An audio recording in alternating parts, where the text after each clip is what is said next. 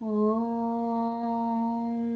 भूर्भुवः स्वः तत्सवितुर्वरेण्यं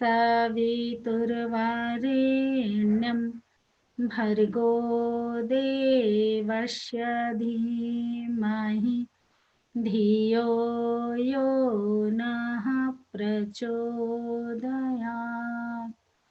ॐ गुरुर्ब्रह्मा गुरुर्विष्णुः गुरुरेव महेश्वरः गुरुरेव परब्रह्म तस्मै श्रीगुरवे नमः।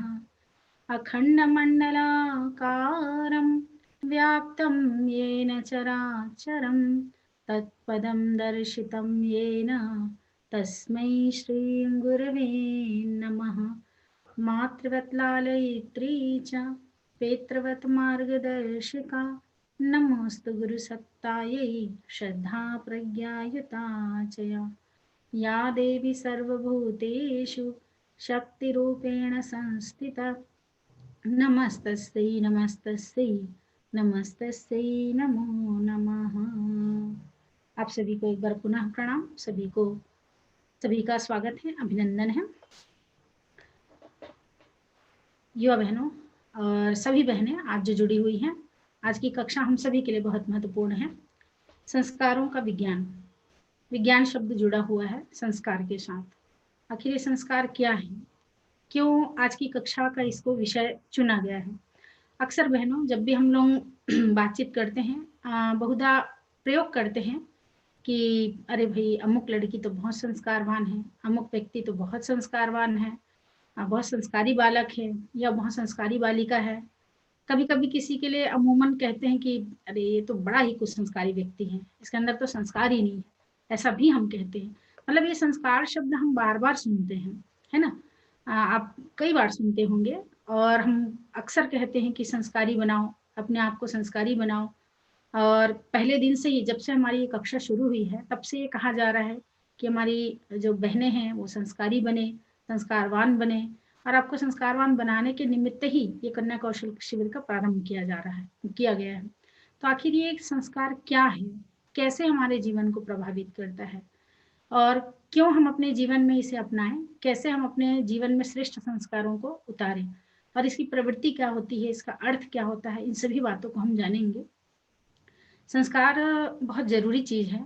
आप देखते होंगे कि अक्सर हम कहते हैं कि कोई व्यक्ति संस्कारवान है, अर्थात क्या पता चलता है कि वो व्यक्ति कैसा है, भीतर से उसके गुण कैसे हैं। कुसंस्कारी कहते हैं तो भी हमको इंगित होता है कि ये कैसा है। उसके भीतर के हमको कुसंस्कारी जैसे ही कहते हैं, व्यक्ति का एक प्रकार से परिचय करा देते हैं। आप भले ही उस व्यक्ति का नाम नहीं जानते हैं, लेकिन उनके गुणों से आप परिचित हो जाते हैं कि व्यक्ति कैसा होगा। और सुसंस्कारी कहते हैं तो भी हम उस व्यक्ति से परिचित हो जाते हैं कि कैसा होगा। तो संस्कार एक प्रकार से उस व्यक्ति का परिचय हमको कराता है और इसलिए कहा जाता है कि संस्कारवान बनिए। और जैसे कि हम कहते हैं कि दो शब्द सुनते हैं, एक सुसंस्कार, एक कुसंस्कार। मतलब संस्कार के दो प्रकार हम सुनते हैं, सुसंस्कार और कुसंस्कार। तो ये दोनों व्यक्ति को कैसे बनते हैं, दोनों के भीतर, ये भी हम आज के विषय में चर्चा करेंगे। आप लोग, वैसे तो इस संसार में बहुत सारे मनुष्य हैं, प्राणी हैं। वैसे तो संसार का सबसे सर्वश्रेष्ठ कृति मनुष्य को कहा गया है। और पशु भी हैं, भगवान ने सभी को इस दुनिया में जन्म दिया है। लेकिन पशु और मनुष्य में भी अंतर देखा जाए, पशु भी वही काम करते हैं जो मनुष्य करता है, अधिकांश काम पशु भी करते हैं। लेकिन पशु और मनुष्य में अंतर क्या है? संस्कारों का अंतर है, विचारों का अंतर है। वैसे तो मेन फर्क बुद्धि का है, लेकिन जब व्यक्ति अपनी बुद्धि को परिष्कृत कर लेता है, श्रेष्ठ विचारों के माध्यम से अपने आप को समुन्नत करते जाता है, और वही व्यक्ति एक दिन सर्वश्रेष्ठ महामानव के रूप में समुन्नत होता हुआ चला जाता है। तो ये संस्कारों का परिणाम है। आइए इसी को थोड़ा सा और पीपीटी के माध्यम से समझने का प्रयास करेंगे। कई बार हम देखते हैं कि इसको हम और इस प्रकार भी समझ सकते हैं कि संस्कार आखिर कैसे व्यक्ति का परिचय देते हैं। जैसे कि आप देखते होंगे, आपके घर में मान लो आप दो भाई बहन हैं या तीन भाई बहन हैं, या कभी कई बार जुड़वा भी पैदा होते हैं, है ना। लेकिन मान लो आप देखते होंगे आप दो या तीन भाई बहन हैं, तो भी एक ही माँ के गर्भ से जन्म लेने के बाद भी आपकी पसंद अलग है, आपके विचार अलग हैं, आपकी इच्छाएं अलग हैं, आपके भीतर अलग प्रकार की भावनाएं हैं, और जो दूसरा आपका भाई या बहन है उसकी इच्छा कुछ और है, उसकी पसंद कुछ और है, उसकी प्रवृत्तियां कुछ और रहती है। क्यों? जबकि एक ही गर्भ से हमने जन्म लिया है। जुड़वा भी पैदा होते हैं तो भी हो सकता है उनकी कुछ बातें समान हो, लेकिन विचारों में भिन्नता रहती है, उनके आदत व्यवहार में भिन्नता रहती है। क्यों? पूर्व उनके संस्कारों के कारण, ये पूर्व जन्म के संस्कारों के कारण। तो संस्कार बहुत सारी चीजों को अपने आप में समेटे हुए है, इसलिए इसके साथ आज के विषय में जोड़ा गया है संस्कारों का विज्ञान। विज्ञान अर्थात विज्ञान की परिभाषा आप सभी जानते होंगे बहनों, आप सब पढ़ने वाले युवा विद्यार्थी हैं। विज्ञान की वैसे तो बहुत सारी परिभाषाएं हैं। एक परिभाषा है किसी भी विषय का क्रमबद्ध ज्ञान को विज्ञान कहते हैं। तो आज हम संस्कारों के क्रमबद्ध तरीके को जानेंगे और वैज्ञानिक तरीके से इसको समझने का प्रयास करेंगे कि संस्कार कैसे व्यक्ति को प्रभावित करते हैं, केवल एक जन्म में नहीं बल्कि जन्म जन्मांतर तक, और ये कैसे संस्कार हमारे साथ जाते हैं। कहा जरूर जाता है कि व्यक्ति खाली हाथ आता है, खाली हाथ जाता है, लेकिन नहीं, व्यक्ति स्थूल दृष्टिकोण से भले ही दिखता है, लेकिन व्यक्ति संस्कारों के साथ आता है और संस्कारों के साथ जाता भी है। तो ये संस्कार आखिर क्या है, आइए हम इसको पीपीटी के माध्यम से और समझने का प्रयास करेंगे बहनों। आप सब बहुत ध्यान से देखिएगा, अंत में कोई प्रश्न उत्तरी हो तो भी पूछिएगा। और आज की इस विषय को हमने 2 भागों में बांटा हुआ है। पहले तो हम समझेंगे संस्कारों का विज्ञान, संस्कार कैसे बनते हैं, कैसे हम अपने जीवन में संस्कारों को उतारें और कैसे अपने आप को संस्कारवान बनाएं, और क्यों जरूरी है। खासकर आप बहनों के बीच रखने का उद्देश्य है कि जिस देश की नारी जितना ज्यादा संस्कारवान होगी, समझ लीजिए उस देश के आने वाली संस्कृति उतनी ही समृद्ध बनेगी और आने वाली पीढ़ियां उतनी ही संस्कारवान बनती चली जाएगी। और एक नारी का संस्कारवान होना, बहनों का संस्कारवान होना अति आवश्यक है।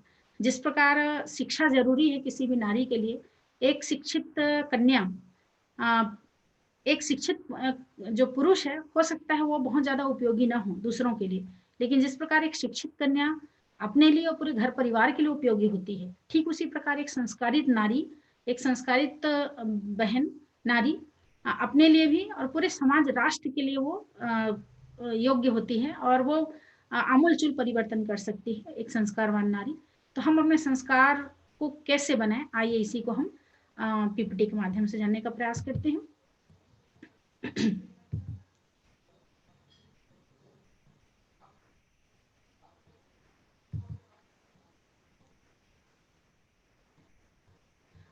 संस्कारों का विज्ञान, आइए इसको हम समझते हुए चले। कुछ बातें बहुत गूढ़ हैं, बाकी हम सरल शब्दों में इसको समझने का प्रयास करते चलेंगे।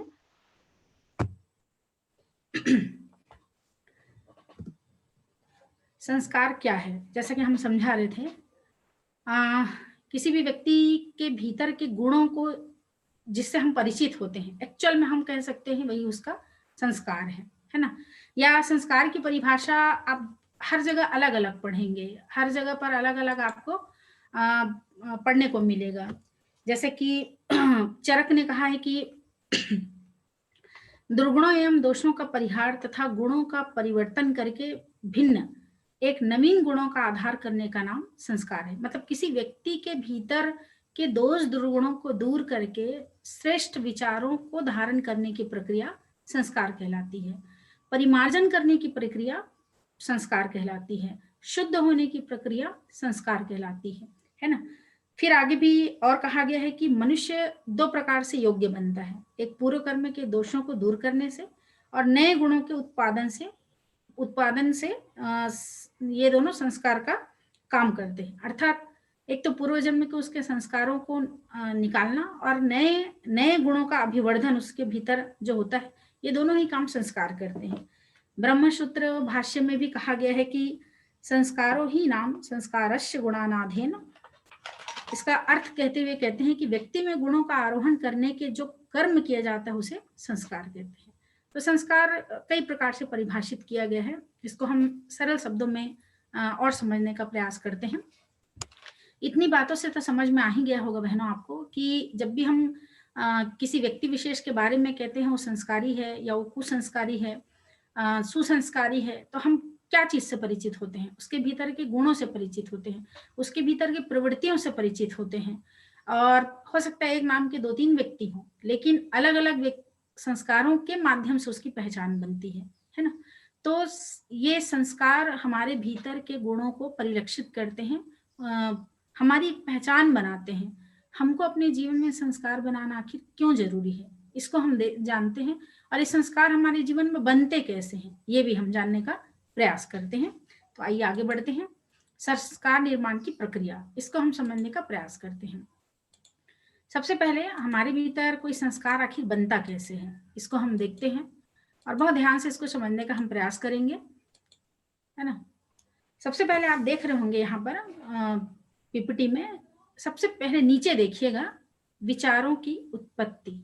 हमारे भीतर आखिर कोई संस्कार बनता कैसे है, कोई भी गुण कर्म हमारा बनता कैसे है, और ये अमिट छाप छोड़ जाता है। अभी आगे हम इसको और समझने का प्रयास करेंगे कि एक बार जब संस्कार बन जाता है किसी भी व्यक्ति का, तो वो जन्म जन्मांतर तक हमारे साथ चलते हैं। इसी जन्म तो क्या, कई जन्मों तक भी वो साथ चलते हैं। आखिर कई जन्मों तक साथ जो चीज हमारे साथ चलती है, ये आखिर बनती कैसे है, इसको हम समझने का प्रयास करते हैं। जैसे कि थोड़ा सा और मैं समझाना चाहूंगी। जैसे कई बार बोलते हैं ना कि इसका तो गुस्सा करने का संस्कार है, इसके घर के तो संस्कार ही ऐसी हैं, ये भी कहते हैं। थोड़ा सा और मैं कहना चाहूंगी इसके पहले, बनते कैसे इसको बताने से पहले। मुख्यतः संस्कार, एक तो हम अभी वर्तमान में स्वयं अपने विचारों कर्मों के द्वारा बनाते हैं संस्कार को। दूसरा, हमारे पूर्व जन्म के संस्कार होते हैं जो हमारे चित्त में अवस्थित होते हैं। तीसरा, हमारे माता पिता के द्वारा हमको संस्कार दिया जाता है। संस्कार हम लेते भी, मतलब संस्कार एक ऐसी चीज है जिसको दिया भी जाता है और लिया भी जाता है ना। और फिर तीसरा, हमारे देश की जो, हमारी जो समाज है, हमारे वातावरण है, या हमारी जो देश जैसे संस्कृति रहती है किसी भी देश की, उससे भी हम अपने जीवन में संस्कारों को सीखते हैं। जैसे उदाहरण के लिए हम कहते हैं कि बालक संस्कारवान है, या खुद मैंने अपना संस्कार बनाया, पहले मैं कुछ और थी, आज मेरा कुछ और रूप में निर्मित हुआ है, तो मैंने अपने लिए संस्कारों को बनाया। फिर दूसरा, हम कहते हैं कि इसके माता पिता ने बहुत अच्छा संस्कार दिया है, अर्थात माता पिता ने उनको बच्चों को संस्कार हस्तांतरित किया है ना। फिर हम देखते हैं, जैसे हमारे भारत देश की संस्कृति का गुणगान किया जाता है, उस देश की संस्कृति बहुत अच्छी है ना। तो हमारे देश की संस्कृति से हम सीखते हैं, अर्थात पर्यावरण, हमारे जो बाह्य समाज देश से हम सीखते हैं। जैसे कहते हैं कि भारत देश की संस्कृति है, जैसे कि कहते हैं अतिथि देवो भव।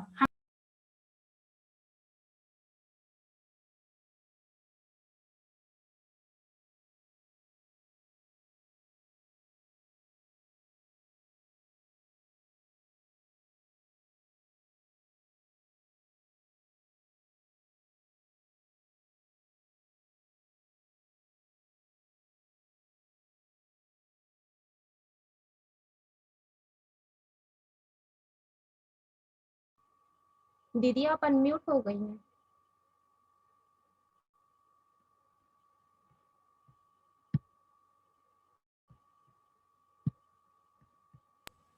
ठीक है, अब आवाज आ रही है? जी दीदी। कहाँ तक सुन पाए थे, कहाँ तक सुन पाए थे दीदी, एक बार मेरे को याद दिलाइएगा। दीदी वो संस्कारों की प्रकृति के बारे में बता रही थी। नहीं, हाँ, मैं जैसे कह रही थी कि एक तो हम स्वयं संस्कारों का निर्माण करते हैं, माता पिता के द्वारा हस्तांतरित होता है। ये सुन चुके थे दीदी, फिर मैं आगे बढ़ूंगी। आप अपने आप को अनम्यूट रखिए दीदी। जी दीदी। हमारी देश संस्कृति से भी जो हमको सीखने मिलता है, उससे भी हमारे भीतर संस्कारों का आरोपण होता है ना, या हमारे भीतर संस्कार बनते हैं, हम सीखते हैं।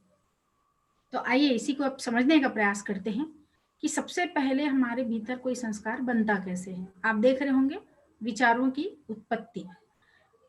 हर मनुष्य हर क्षण कुछ ना कुछ सोचते रहता है, हर वक्त कुछ ना कुछ विचार करते रहता है।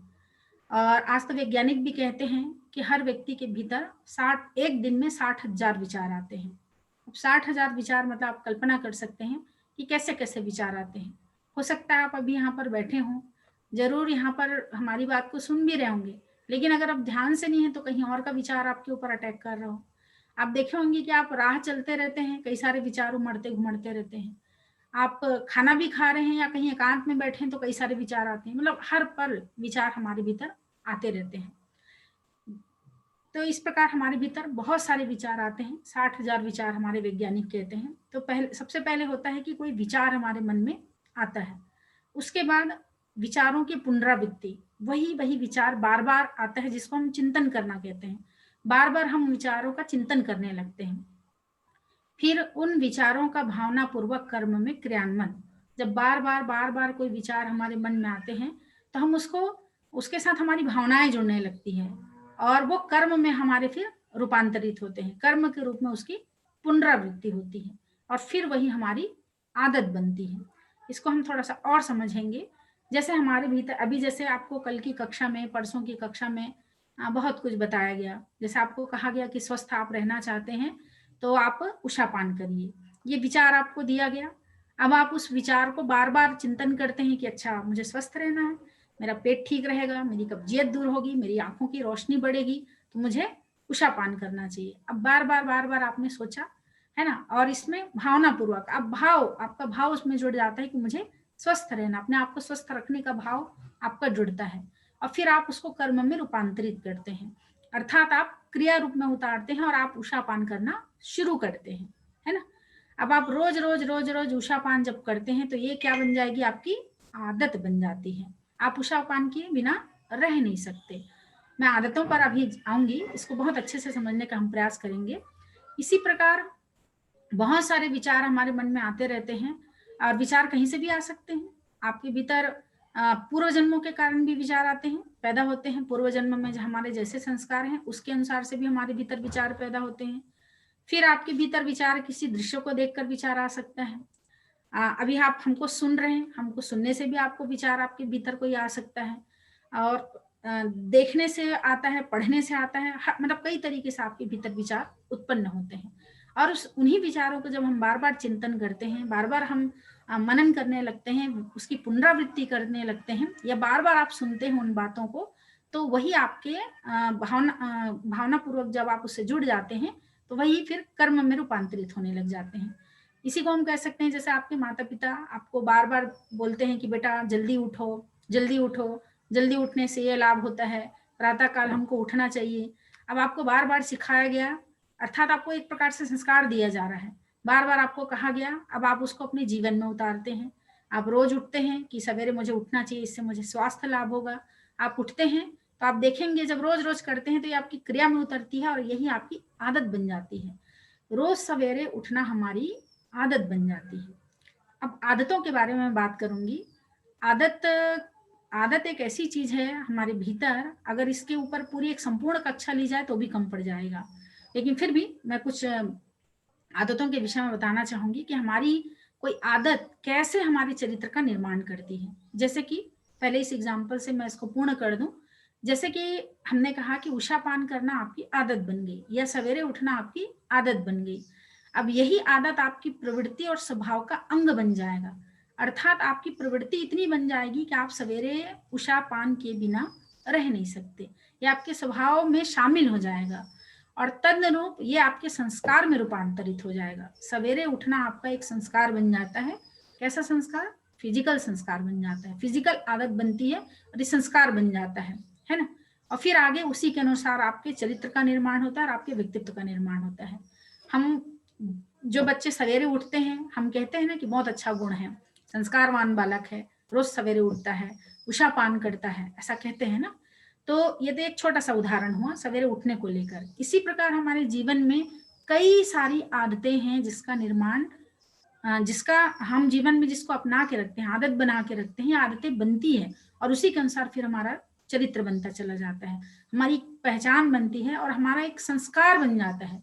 वो जब बार बार किसी काम को किया जाता है तो वो हमारा संस्कार बन जाता है, जड़ जमा लेता है संस्कार, और ये हमेशा के लिए फिर हमारे चित्त में विद्यमान हो जाता है। जैसे मैं आदतों की बात कहूं, आदत कई प्रकार की बनती है हमारी। जैसे कुछ फिजिकल आदतें हैं, कुछ मेंटल आदतें हैं, कुछ इमोशनल, कुछ स्पिरिचुअल। 4 प्रकार की हम आदतें हमारी बनती हैं।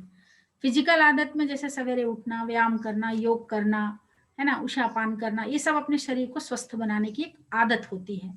और हम ये आदत जब बना लेते हैं तो ये आदत भी लंबे समय तक जब हमको इसको क्रिया रूप में करने लगते हैं तो ये हमारा संस्कार बन जाता है, और ये बहुत अच्छी संस्कार है।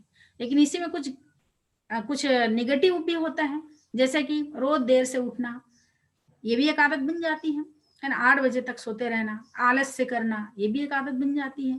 अपने शरीर को ध्यान में रखना, जैसे पैसे खाना पीना, ये भी एक आदत बन जाती है। तो आदत दोनों प्रकार की बनती है, अच्छी आदतें भी, बुरी आदतें भी, और उसी पर डिपेंड करता है अच्छा संस्कार और बुरा संस्कार।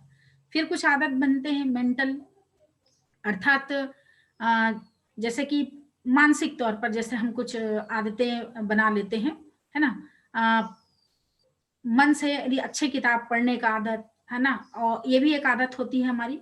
और अच्छे काम करने की आदत, अच्छा विचार करने की आदत। और फिर कई लोगों को एक भी आदत, जैसे क्रोध करने की आदत है, कई लोगों को बात बात पर क्रोध आता है, बात बात पर गुस्सा आ जाता है। कई लोग तो इमोशनली, जैसे कुछ आदतें होती हैं, छोटी छोटी बात पर रोने लग जाना, जैसे बोलते हैं ना, ये तो हमेशा रोते रहती है, इसको तो रोने की आदत पड़ गई है ना, इसको तो क्रोध करने की आदत है, इसको तो झूठ बोलने की आदत है। मतलब कितनी प्रकार की हजारों आदतें बनती है हमारी। कुछ आदतें विचारों से उत्पन्न होते हैं और कुछ ऐसे ही आदत बन जाती है, ऐसे ही, जिसके पीछे कोई बहुत भाव या विचार नहीं रहता है, लेकिन वो हमारी आदत में शुमार रहता है। गाली देने की आदत है, जैसे अक्सर भाइयों को रहता है कि जब भी वो बात शुरू करते हैं तो गाली दिए बिना बात ही नहीं शुरू कर सकते, वो मुंह में जबान में इतनी बैठी रहती है कि वो आदत बन चुकी रहती है ना। इसी प्रकार किसी भी थोड़ा सा कुछ भावनात्मक बात हुआ नहीं कि आंखों से टप टप आंसू निकलने लगना, ये कमजोर, इसी को कहते हैं भावनात्मक, इमोशनल आदत, जो थोड़ी थोड़ी बातों में रोने लग जाना, है ना, ये हमको कमजोर करता है। ये भी एक आदत है। झूठ बोलने की आदत, शक करने की आदत, कई बार हमारी बहुत सारे लोगों में शक करने की आदत रहती है। मतलब आदतें हजारों प्रकार की हो सकती हैं। फिर स्पिरिचुअल आदत भी रहती है, कुछ सकारात्मक आदत, पूजा पाठ करने की आदत, हर चीज को सकारात्मक भाव में देखने की आदत। कई लोगों को नेगेटिव देखने की आदत रहती है। कोई भी वातावरण आप कितने भी अच्छे में उसको जगह में लेके जाओ, कितने भी अच्छा उसके लिए कुछ कर लो, लेकिन वो नकारात्मक ही बोलेंगे। तो ये भी एक आदत में शुमार रहता है कि जब देखो तब उनके मुंह से नेगेटिव बातें निकलेंगी, नहीं ना, या बीच में बोलने की आदत, बीच में टोकने की आदत। मतलब हजारों प्रकार की आदतें हमारे भीतर रहती हैं। कुछ आदतें जो हमारे विचारों से बनती है और कुछ ऐसे ही हमने आदत बना के रख लेते हैं। ये आदत भले ही आपको छोटी लगती होगी बहनों, लेकिन यही आदत धीरे धीरे जब हमारे शरीर का, मन का हिस्सा बन जाती है, रोज रोज हम जब इसको क्रिया के रूप में करने लग जाते हैं, तो यही आदत हमारे चित्त में बैठ जाता है और यही संस्कार बन जाता है। और फिर इन संस्कारों को बहुत चाहकर भी हमको हटाना मुश्किल रहता है। आगे और हम समझेंगे जब संस्कारों की प्रवृत्ति समझेंगे।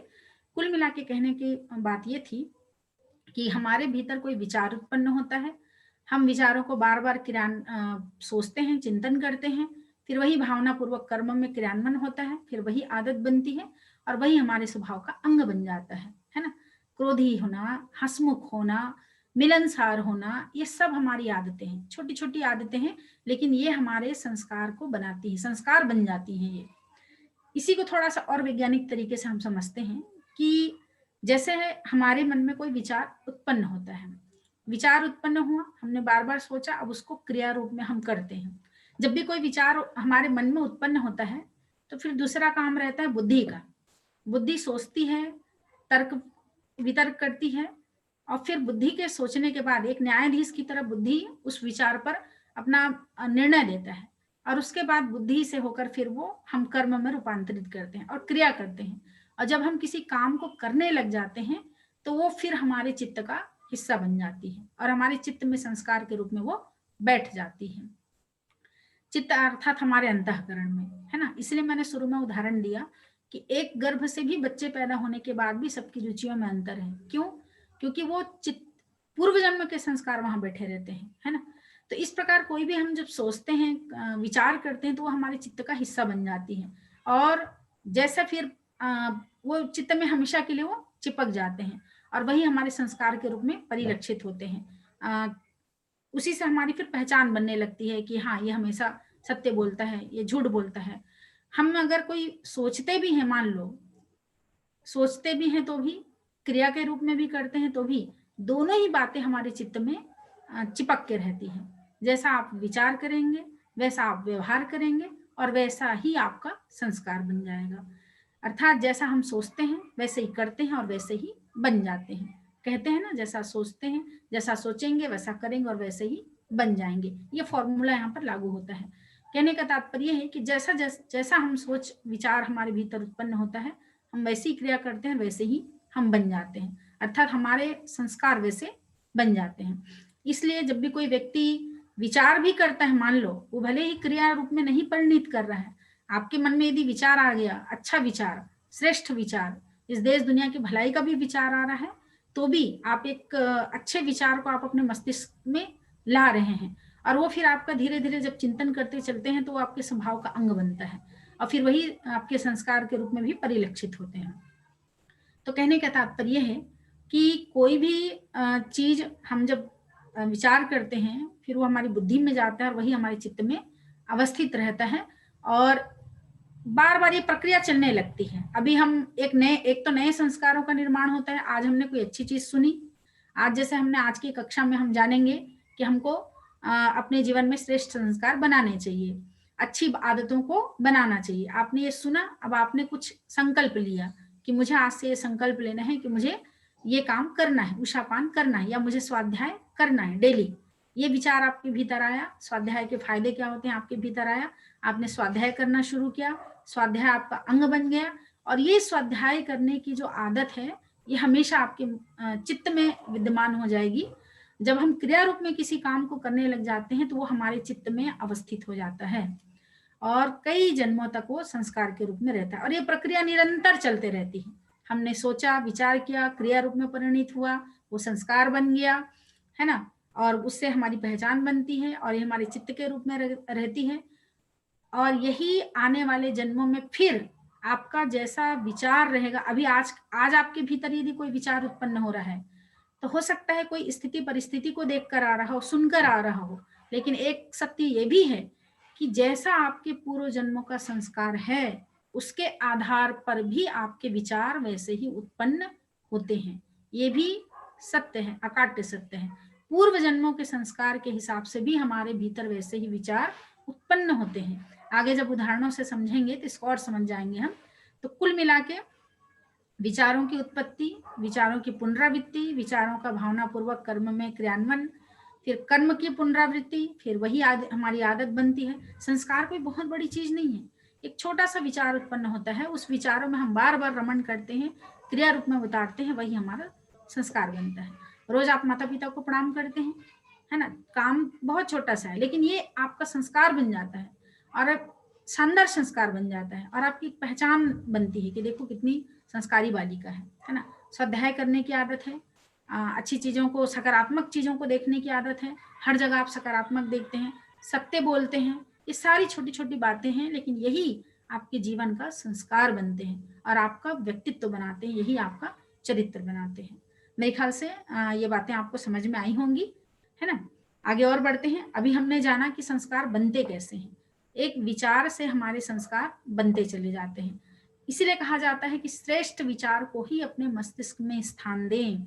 कभी भी ऊटपटांग विचार अपने मन में आने मत दीजिए, है ना, क्योंकि सारा खेल विचारों का है। जैसे विचार आएंगे वैसे हम कर्म करेंगे और वैसे ही हम बन जाएंगे। इसलिए विचारों पर हमेशा पैनी नजर रखिए। जिस प्रकार आपके घर में मान लो आप अपने घर में किसी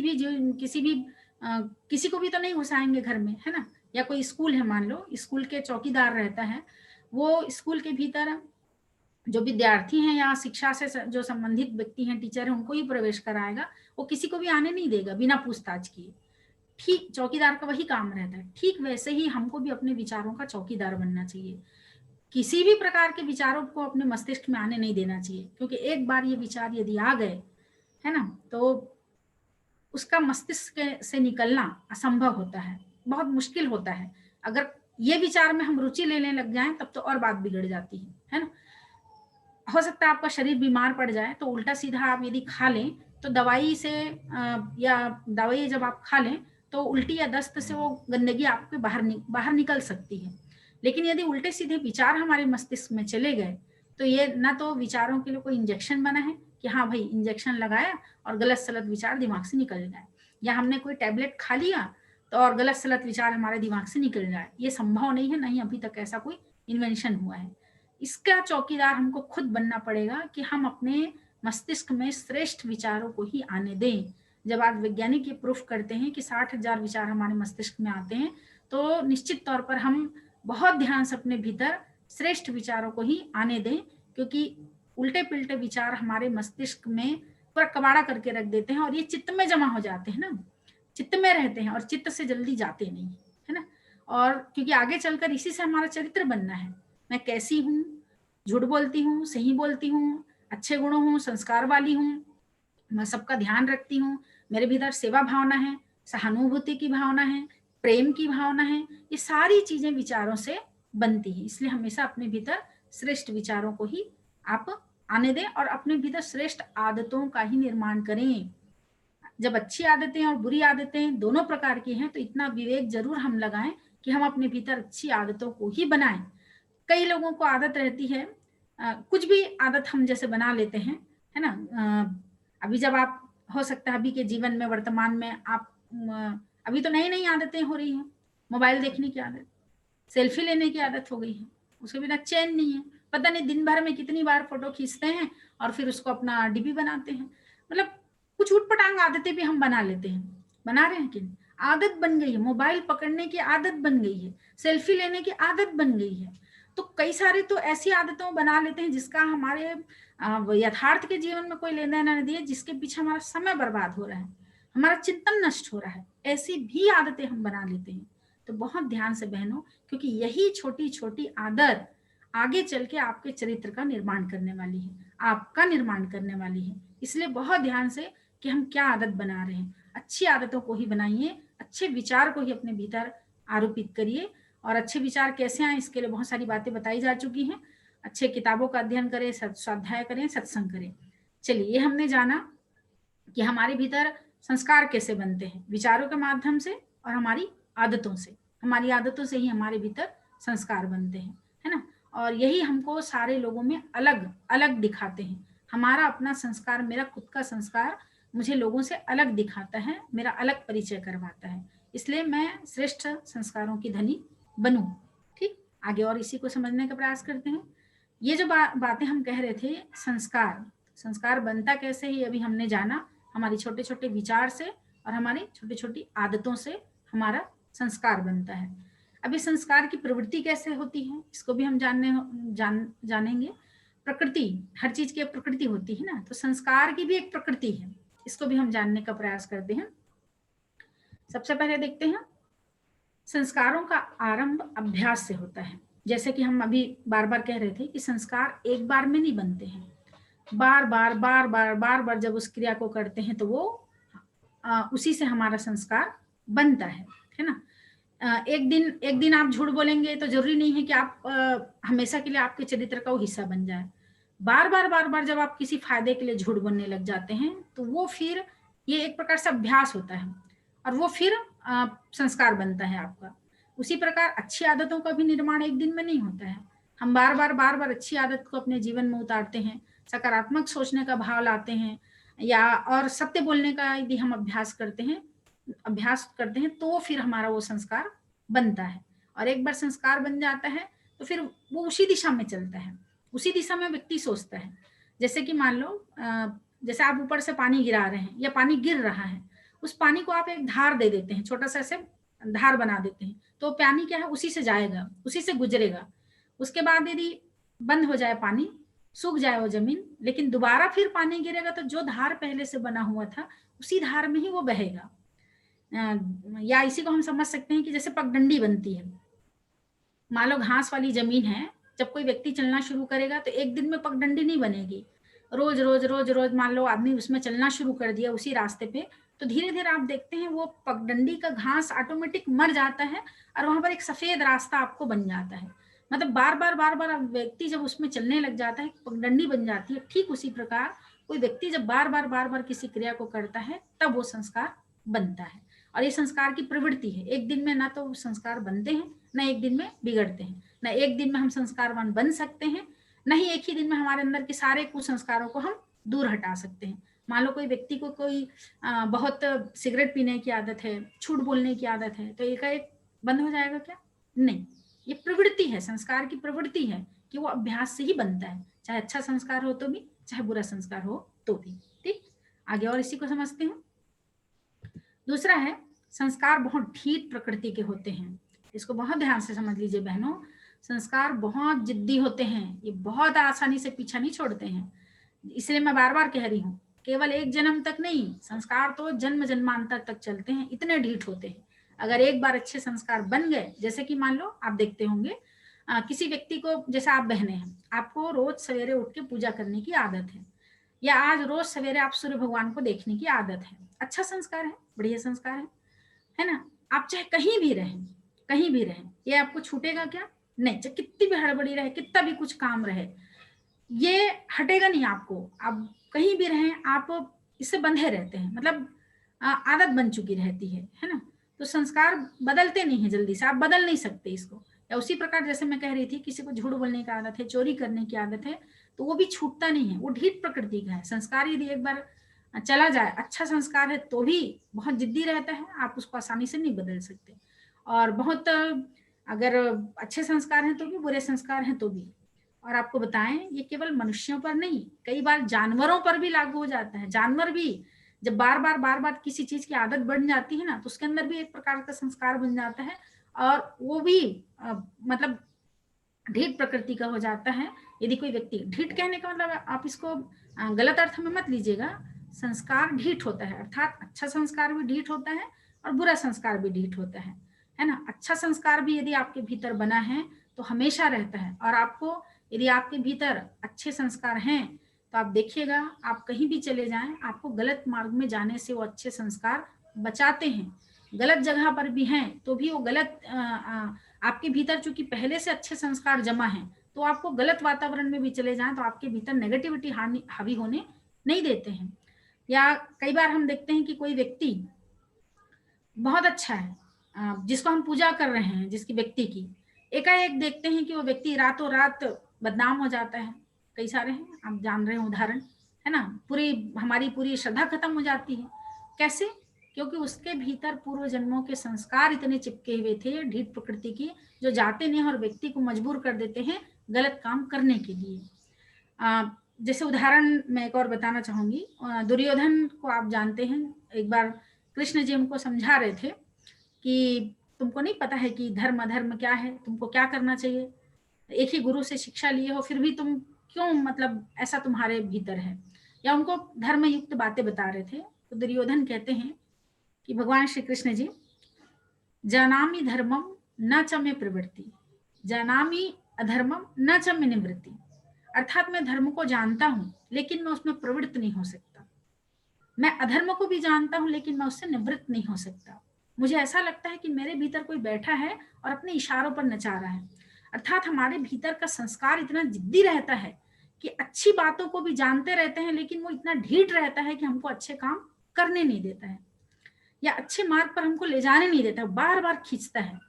आप देखे होंगे कई बार आपके मन में अचानक निगेटिविटी आने लगती है, क्यों? वो पूर्व जन्मों का है, या इसी जन्म में कुछ हमने अभी वर्तमान में हमने कुछ पढ़ लिया, हमारे भीतर चला गया, अब वो बैठ गया जड़ जमा के, अब इतना ढीठ है कि वो छोड़ नहीं सकता। तो कहने का तात्पर्य है कि संस्कार बहुत ढीठ प्रकृति के होते हैं, इसलिए हमेशा अच्छे संस्कार को ही आप अपने भीतर निर्माण होने दें, अच्छे संस्कारों को ही, अच्छी आदतें ही आप बनाएं, क्योंकि ये जल्दी पीछा छोड़ने वाले नहीं है। ठीक, आगे और देखते हैं। फिर आता है, वस्तुतः मनुष्य अपने संस्कारों का दास होता है। इतनी बातों में तो आपको बिल्कुल स्पष्ट हो गया है कि मनुष्य अपने संस्कारों का एक प्रकार से गुलाम बन जाता है। संस्कार उसको जैसा नचाता है वैसे वो नाचने लगता है, चाहे वो कितनी भी अच्छे जगह पर रहे। यदि दुष्प्रवृत्तियां, कुसंस्कार उसके भीतर है तो वो अपने संस्कारों का इतना गुलाम रहता है। जैसे कि हमने दुर्योधन का उदाहरण दिया, वो चाहकर भी धर्म के मार्ग पर नहीं चल पा रहा था। क्यों? क्योंकि कुसंस्कार इतना जमा हो चुका था, बचपन से उसके भीतर उसके मामा ने इतना कुसंस्कार भर दिया, शकुनी ने, कि जड़ जमा लिया पूरा, है ना? इसलिए तो कहा जाता है कि हस्तांतरित भी होता है संस्कार, हमको दिया जाता है, हमको लिया जाता है, हमारे माता पिता के द्वारा मिलता है, लोगों के द्वारा हम सीखते भी हैं। तो अच्छे संस्कार को ही हम अपने जीवन में उतारें, क्योंकि मनुष्य वस्तुतः अपने संस्कारों का गुलाम होता है और वो वैसा ही करता है। जैसे पूर्वजन, जैसे कि हम पहले ही कह चुके हैं कि मनुष्य चाहे मन से सोचता हो, मनसा वाचा कर्मणा, मन से सोचता है तो भी, वाणी से कहता है तो भी, और कुछ क्रिया करता है तो भी, ये सारे उसके चित्त में संस्कार के रूप में जमा रहते हैं। पूर्व जन्मों का भी संस्कार हमारे भीतर रहता है। और जब व्यक्ति इस जन्म में चाहे कितना भी अच्छा हो, लेकिन अचानक कुछ देख लिया, अचानक उसके सामने कोई घटना घट गई, तो उसके भीतर वैसे ही फिर संस्कार हावी होने लगते हैं, भीतर से सांप की तरफ फुफकारते हैं और उसके ऊपर पूरी तरह वो हावी हो जाते हैं, और मनुष्य फिर चाहकर भी अच्छा काम नहीं कर सकता। या कई बार कोई व्यक्ति का संस्कार इतना अच्छा है, उसको कितनी फालतू से फालतू जगह में भी ले जाएं, गंदे से गंदे जगह में भी चले जाएं, तो उसके भीतर का सुसंस्कार इतना हावी रहता है कि उसके भीतर गलत चीजें हावी नहीं होने देती है ना। विवेकानंद का उदाहरण जानते हैं, महाराणा प्रताप का उदाहरण जानते हैं, है ना, बहुत सारे उदाहरण है बहनों, मैं भी एक्सप्लेन नहीं करूंगी, टाइम बहुत लगता है। तो कहने का तात्पर्य है कि बुरे संस्कार हमारे ऊपर हावी होते हैं, ये संस्कारों का गुलाम होता है। फिर एक बात आती है कि मनुष्य संस्कार से सूक्ष्म अंतःकरण पर प्रभाव पड़ता है। संस्कारों का हमारे सूक्ष्म अंतःकरण पर प्रभाव पड़ता है। संस्कार हमारे चित्त में रहते हैं, हमारे अंतःकरण में रहते हैं, और यही हमारे साथ जन्म जन्मांतर तक चलते हैं। अंतःकरण अर्थात हमारा अंतःदेव, उसके ऊपर इसका प्रभाव पड़ता है, और इसी के आधार पर कोई मनुष्य देवता बन जाता है, कोई राक्षस बन जाता है अपने संस्कारों के कारण ही, है ना। कोई देवी देवता, कोई स्थूल रूप में हम जो देखते हैं वही नहीं है, बल्कि एक परिष्कृत आत्मा, एक शुद्ध आत्मा या एक संस्कारित आत्मा ही देवता बन जाती है एक प्रकार से। तो जो संस्कार रहते हैं इसका सूक्ष्म अंतःकरण पर प्रभाव पड़ता है, और इसीलिए बार बार कहा जा रहा है कि ये जन्म जन्मांतरों तक हमारे साथ चलते हैं। आगे और समझने का प्रयास करते हैं। जब व्यक्ति संस्कारित बनता है तो संस्कारित करने का परिणाम क्या होता है, इसको भी हम समझते हैं। सबसे पहले किसी वस्तु का परिष्कार, सुधार या शुद्धिकरण। जैसे हम इसको वस्तु के माध्यम से यदि समझ लें कि मान लो सोना जब जमीन से निकलता है तो बहुत सारी अशुद्धियां साथ में रहती हैं, लेकिन जब उसको तपाते हैं, गलाते हैं, है ना, उसका शुद्धिकरण होता है, उसका परिष्कार होता है, और फिर वो सोने के रूप में हमारे सामने आभूषण के रूप में दिखता है ना। उसी प्रकार जिस प्रकार किसी व्यक्ति का शुद्धिकरण होता है, ठीक उसी प्रकार संस्कारों के माध्यम से व्यक्ति का चित्त, मन, उसका अंतःकरण शुद्ध होता है ना। फिर आगे है मनुष्य के मन, बुद्धि, भावना को परिष्कृत, विकसित करना। संस्कार की प्रक्रिया से जब व्यक्ति गुजरता है या संस्कारों को जब अपने जीवन में उतारता है, तो वस्तुतः व्यक्ति अपने पशुता के गुणों से दूर होता जाता है और मनुष्य के गुण उसके भीतर आने लगते हैं, और मनुष्य का मन, उसकी बुद्धि और उसकी भावना परिष्कृत होने लगती है, उसका चित्त शुद्ध होने लग जाता है ना। मानव को दोष मुक्त कर सुसंस्कृत करने के लिए संस्कारों का प्रावधान, इसको आगे और समझाएंगे कि व्यक्ति को दोष मुक्त करने के लिए ही ये संस्कारों का प्रावधान बनाया गया है। व्यक्ति जैसे जैसे अपने जीवन में संस्कारों को उतारता है, सुसंस्कृत बनता चला जाता है ना, उसके सारे दोष उतरते चले जाते हैं। फिर आगे सामान्य सी वही है, सामान्य सी वस्तु बहुमूल्य रत्न के रूप में हमको दिखाई देती है। मानव जीवन को उत्कृष्ट व पवित्र बनाने वाला आध्यात्मिक उपचार है। जिस प्रकार शरीर यदि रोगी हो जाता है और हम दवाई खाते हैं तो हमारा शरीर ठीक होता है दवाई के माध्यम से, एक दवाई के माध्यम से हमारा उपचार होता है। लेकिन यदि मन दूषित है, हमारे अंतःकरण में यदि दूषित भावनाएं हैं, तो उसको कैसे शुद्ध किया जाए? तो श्रेष्ठ संस्कारों का आरोपण करके हमारे मन को शुद्ध किया जाता है, और ये आध्यात्मिक उपचार है। आध्यात्मिक उपचार अर्थात जो हमें भीतर से मन को हमारे शुद्ध करता है, इसलिए इसको आध्यात्मिक उपचार कहा गया है। मनुष्य में दिव्य गुणों का समावेश होने से देवत्व का अभिवर्धन, देव रूप में वो रूपांतरण, मतलब मनुष्य देवता बनता चला जाता है। संस्कार यदि उसके भीतर आते हैं वो मनुष्य देवता बनता हुआ चला जाता है। संस्कार शरीर व मन को शुद्ध करके उस आत्मा के निवास के योग्य बनाते हैं। ये बिल्कुल सही है कि जिस व्यक्ति का अंतःकरण जितना श्रेष्ठ संस्कारों से युक्त होगा, उसकी आत्मा उतनी ही सुख चैन से उसके भीतर रहती है। अन्यथा यदि तमाम प्रकार के कुसंस्कार यदि हमारे भीतर रहते हैं, तब हमारी आत्मा भी विचलित होते रहती है, वो रहना पसंद नहीं करती ऐसे शरीर में। वो एक मजबूरी है कि वो ऐसे आत्मा निवास करते रहती है, अन्यथा वो रहना पसंद नहीं करती है ना। छटपटाते रहती है, अकुलाते रहती है कि कब प्राण छूटे, क्योंकि इतने दोष दुर्गुण कुसंस्कार हावी रहते हैं कि आत्मा भी अकुनाने लग जाती है। तो जब मनुष्य अपने आप को श्रेष्ठ संस्कारों से युक्त करता है, शुद्ध करता है, तब वो आत्मा भी बहुत आराम से, बहुत अच्छे से उस शरीर में निवास करती है ना, और उसके योग्य बनता है हमारा मन, शरीर। आगे और इसी को हर व्यक्ति कहा गया है, जन्मता जायते शूद्र संस्कारात् द्विजित। हर मनुष्य जन्म से शूद्र होता है। शूद्र, यहाँ पर शूद्र कहने का तात्पर्य यह है कि निकृष्ट विचारों वाला, और वो जब संस्कार अपने जीवन में उतारता चला जाता है तो वो द्विज बन जाता है, अर्थात ब्राह्मण। ब्राह्मण का मतलब यहाँ कोई जाति या कोई शर्मा मिश्रा लिखते हैं तो हम ब्राह्मण बन गए, ऐसा नहीं है। ब्राह्मणत्व का गुण अर्थात श्रेष्ठ गुण उसके भीतर आने लग जाते हैं, ये कहने का तात्पर्य है। फिर अंत में हम समझने का प्रयास करते हैं कि अभी तक हमने जाना कि संस्कार बनते कैसे हैं, हमारे विचारों के माध्यम से ही बनते हैं।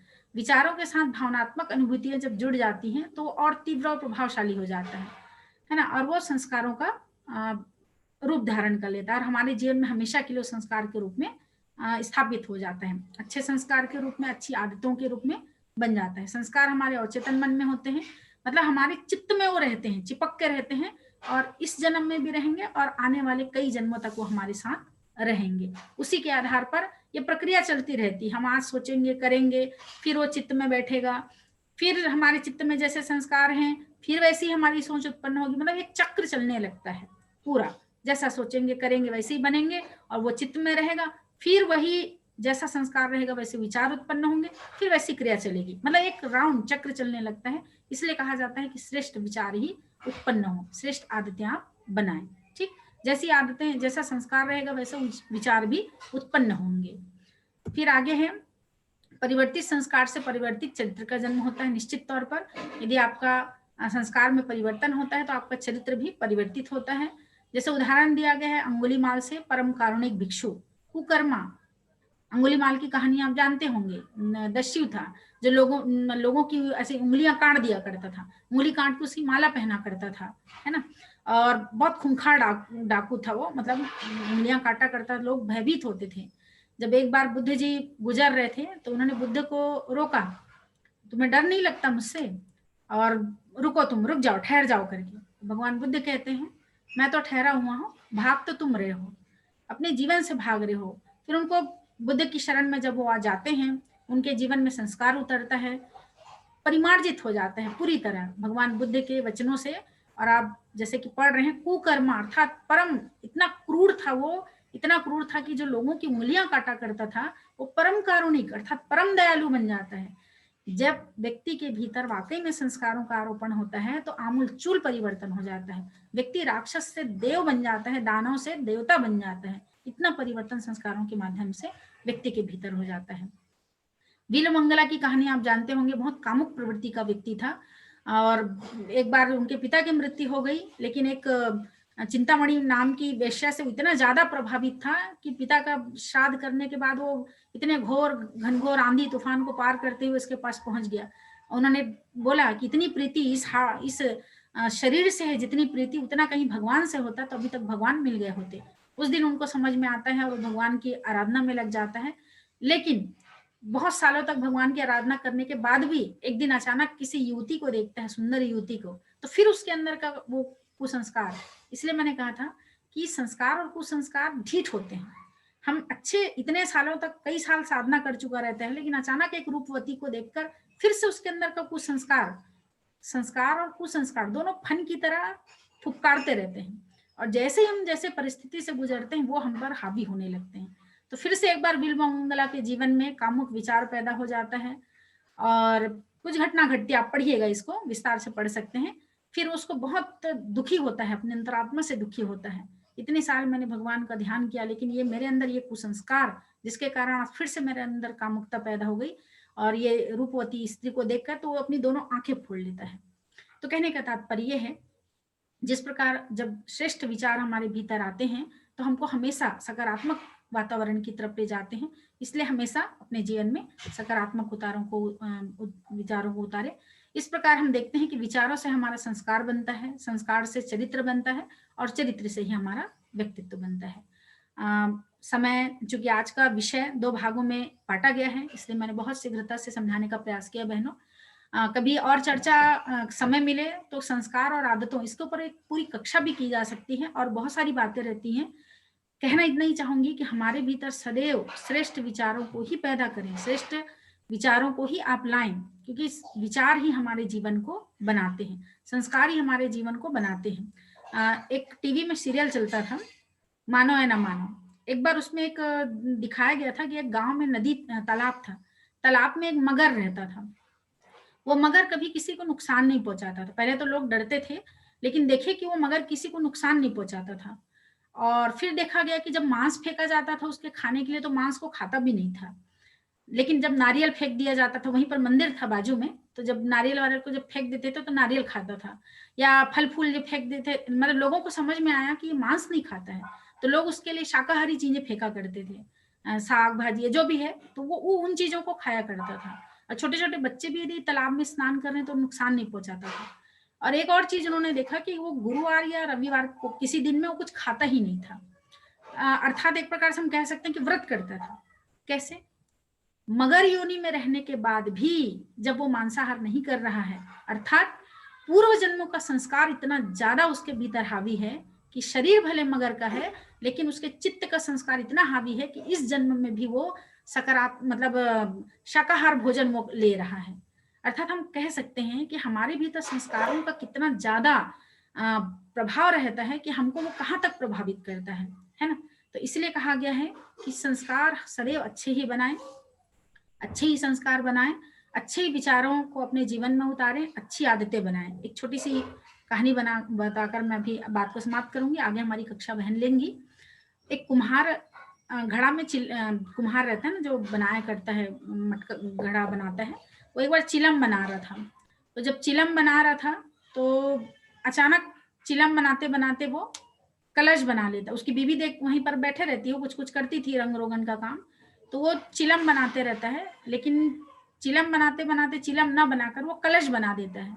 उसकी पत्नी कहती है क्या बात है, विचार क्या बात है, आकार कैसे बदल दिया? तो कुम्हार कहता है कि बस विचार बदल गया। पत्नी कहती है कि आकार कैसे बदल दिया? कुम्हार कहता है कि बस विचार बदल गया। और इतने में वो कलश बोल पड़ता है, आपका विचार क्या बदला, मेरा तो संस्कार बदल गया।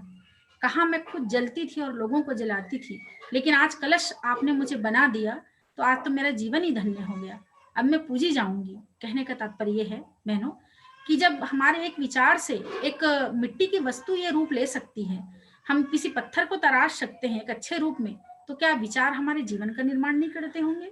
बिल्कुल करते हैं। हमको अच्छा भी बना सकते हैं, बुरा भी बना सकते हैं।